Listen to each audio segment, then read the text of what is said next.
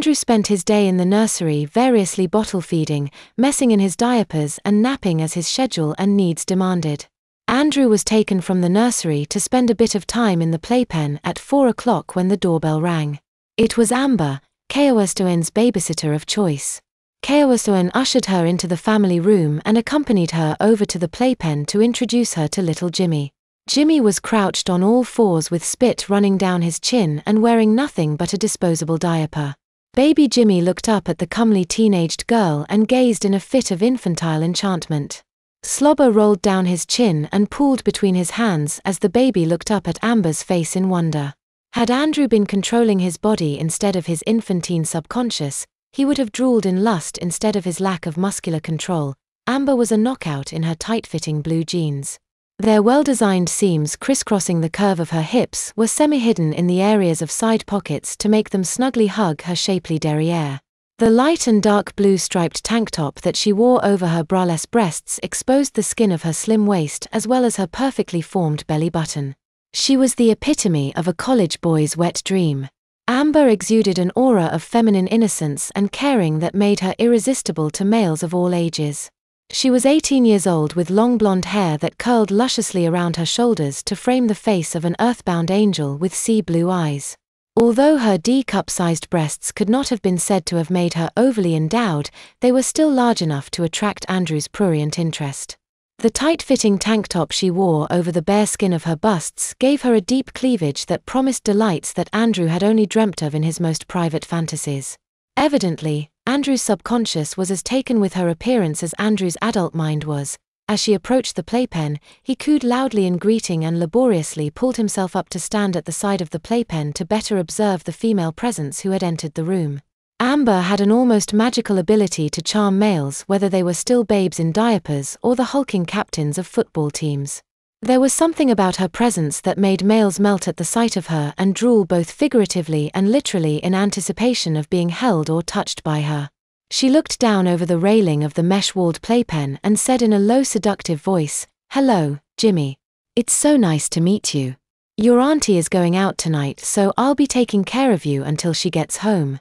Jimmy's jaw fell open in awe at the sound of her voice as the tight waistline of his plastic-covered disposable diaper, having been stretched by an hour of crawling on all fours, slid halfway down his plump bottom in salute to her with a ceremonial lowering of his colors in tribute to her sublime presence.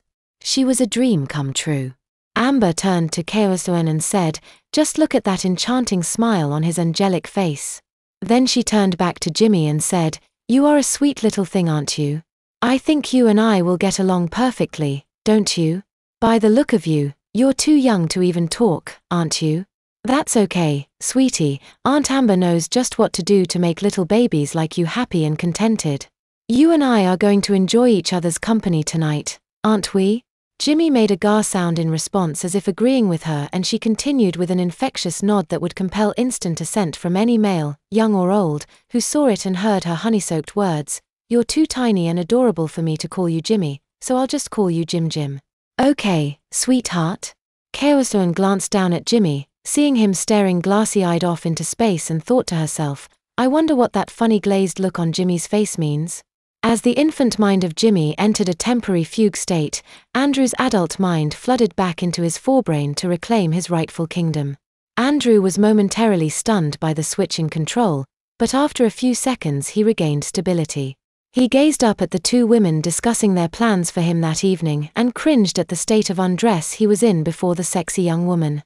He glanced down at himself and saw that his disposable diaper had not been taped as tightly as it should have been.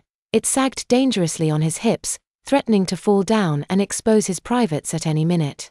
Andrew thought that it was bad enough that he was forced to expose himself to the lovely teenaged girl wearing nothing but a diaper, but the idea of having it fall down and letting it all hang out was humiliating.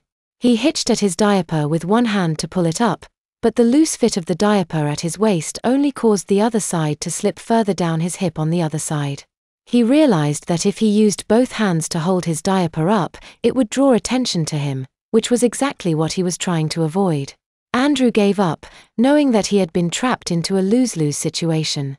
He took his hand away from the diaper after pulling it straight across his tummy, having decided it was better to do nothing than aggravate the situation by drawing attention and making a spectacle of himself.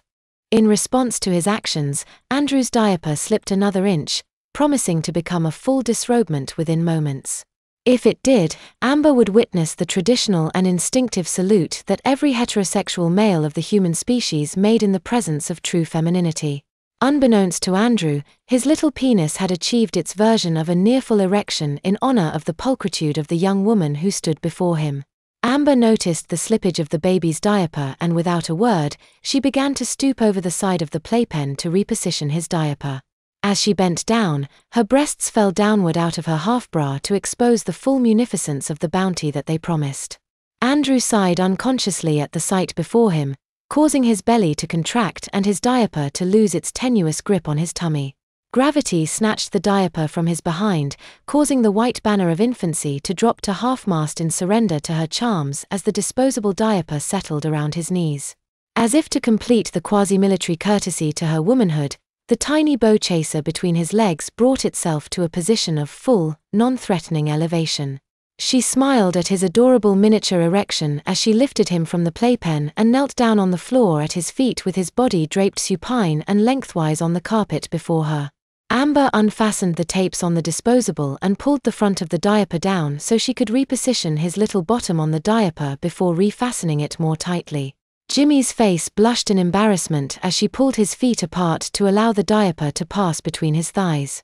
Before she had taken him out of the playpen, just the top of his little pee-pee could be seen from above, but once she spread his legs, his privates were completely exposed to the beautiful stranger.